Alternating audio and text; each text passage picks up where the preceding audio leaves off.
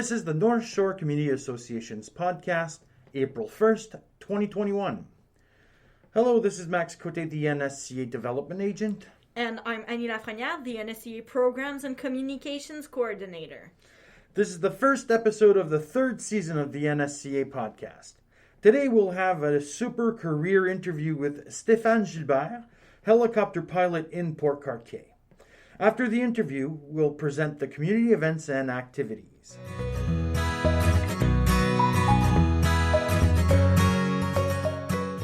This is another interview of a community member of the NSCA podcast.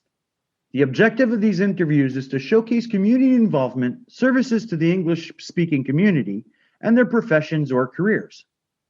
Stéphane Gilbert is a resident of Port-Cartier and is a helicopter pilot. Hello, Stéphane. Nice of you to come to speak to us today. Hi, Max. Nice to be here. Thank you. First, can you state your full name, where you're from, where you live now, and what is your career or job title? Yes, my name is Stéphane Gilbert. I live in Port-Cartier on the North Shore. I'm originally from Hanmer, which is a small town north of Sudbury in Ontario, and I'm a helicopter pilot. I'd like to hear how you chose this career and where you went to school to become a helicopter pilot, starting with your high school, your college experience, and any other post-secondary studies you may have gone through. Well, ever since I was a kid, I was always fascinated by flying, planes, helicopters, birds, anything. I always thought it'd be cool to be Superman, you know.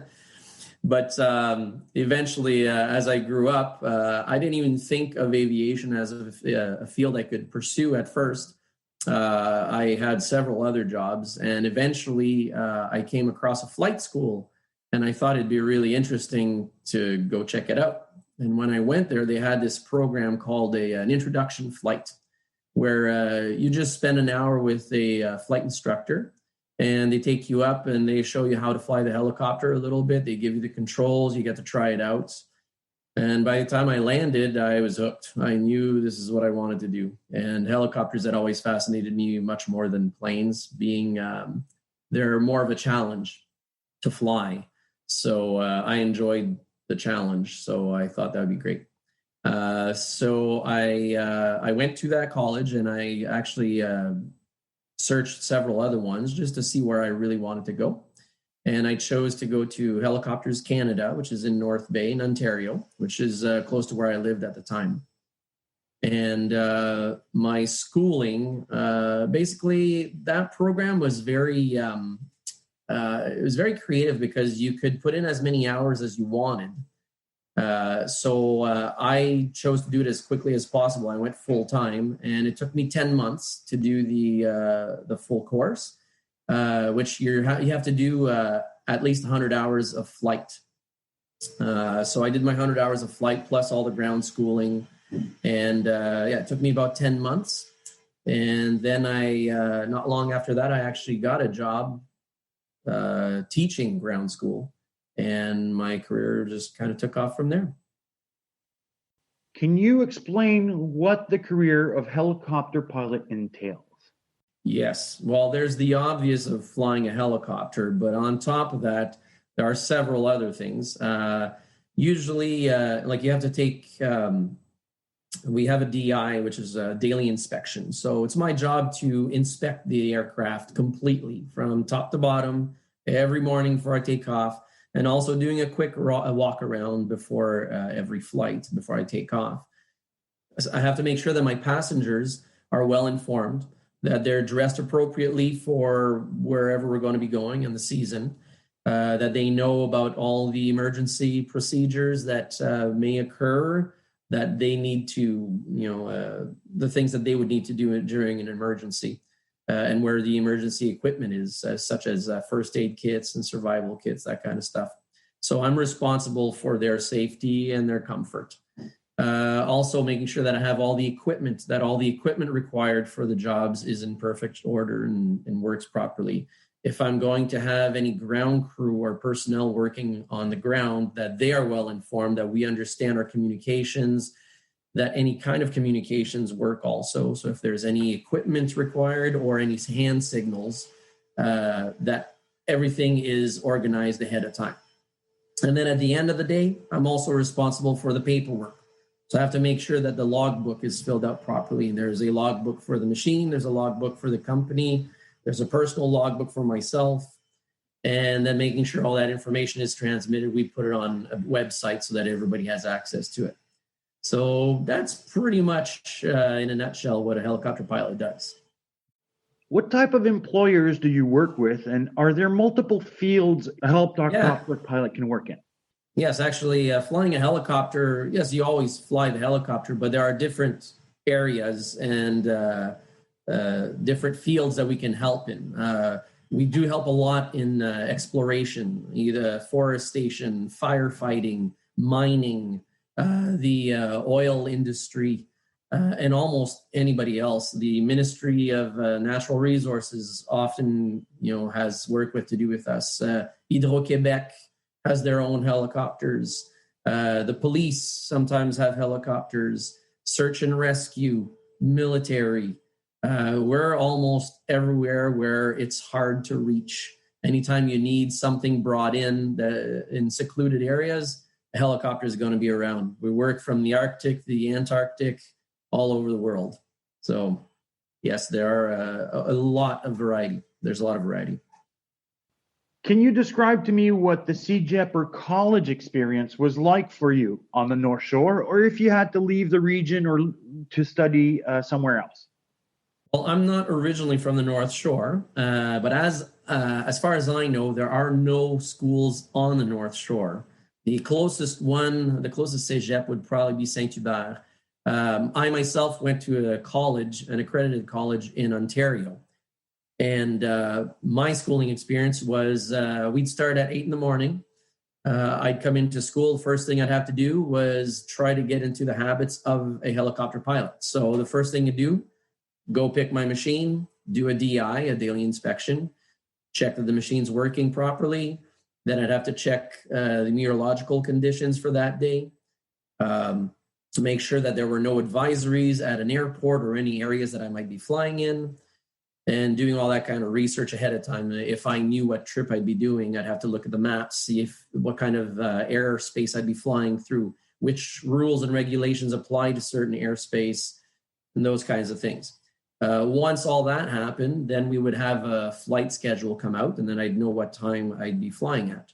Between flights, there would be ground school where we had to study different fields. There's aviation physics, there's meteorology, biology of how flying affects the human body and different things that can happen to you while you're flying, airspace and air law regulations, and properties of the helicopter, the parts, how the machinery works.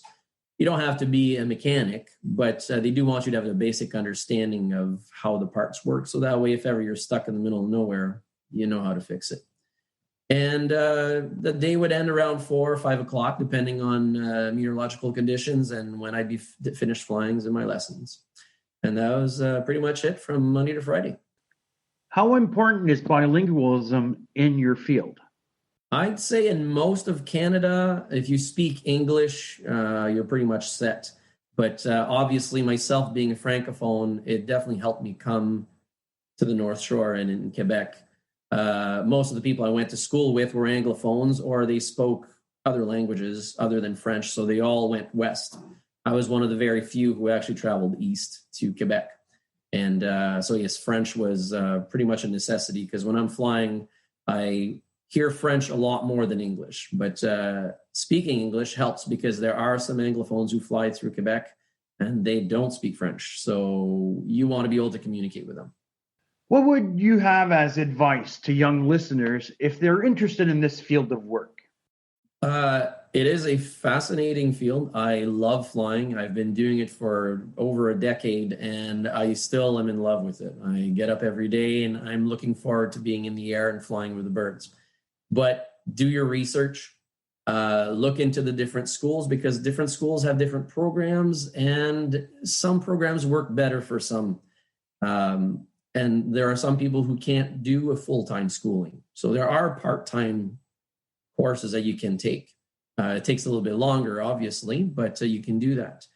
Money is a big issue because it is not inexpensive. It is quite expensive course to do. You're looking at around 60,000, 70, maybe 80, depending on the school. Some schools will charge as much as 120,000. So look around at prices, look at the helicopters that they fly, and try to think also of what branch you're looking to get yourself in, because there are two main areas, because you can do piston rotorcraft, and there's also turbine rotorcraft. Turbines tend to be more expensive to run, but they have more power. So jobs where you'll be lifting more things, you'd like to have at least a basic understanding of turbines and have some hours, because the companies who operate those machines will want someone who's got some experience in a turbine, most likely a Bell Long Ranger 206 or something like that. While if you're going to be doing tourism and, starting off a little bit lighter, then rotorcraft with piston engine is fine. And it's much less expensive, and they're good machines, but they don't have as much power. So, it's good to have experience in that to save some money. But the turbine, I think, is good experience to have if you're going to be going into anything a bit more serious.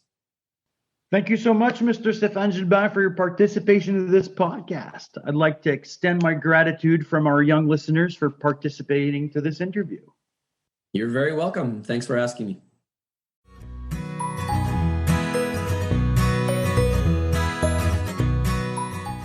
The NSCA is happy to offer mental health information sessions on different topics during the month of April.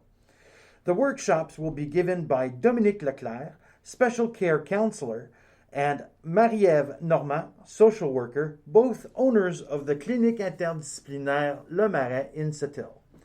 The following sessions will be offered on these subjects. Depression, Tuesday, April 6th at 7 p.m. What is depression and how it is expressed? How to aid a depressive person. Dependencies, Tuesday, April 20th at 7 p.m. What are the dangers of drug and alcohol use? The impacts of dependencies on psychological, emotional, and social state of the individual and his or her entourage. Body image, Thursday, April 29th at 7 p.m. What is body image and its impacts on our lives? What is your relationship with your body? To register to one or more of these information sessions, please contact Hélène Bélanger at h.bélanger@quebecnorthshore.org or call the baie-comeau NSCA office at 418-296-1545. A Zoom link will be forwarded to you to join the session. The NSCA will be offering in-person Storytime and Toddler Time events during the month of April and May. Storytime events will be in Port-Cartier and Toddler Time sessions in Sept-Îles. In Port-Cartier, parents and children will love to listen to Ms. Debbie Laurie bring life to her amazing books. On Saturday, April 10th at 10 a.m. in Port-Cartier, the theme is spring. We'll be talking about planting flowers and herbs and how they grow. Children will be painting terracotta pots, and we will provide seeds to plant a home. On Saturday, May 9th at 10 a.m., the theme will be Mother's Day celebration. We will have a Mother's Day brunch, a variety of healthy snacks and drinks. Each child will make a special gift for their mom. Saturday, May 29th at 10 a.m., the theme will be insects and bugs. Children will be learning how to make their own insects with craft supplies. All Port-Cartier activities are held in the municipal library Le Manuscrit, located at 21 Rue des Cèdres on the second floor.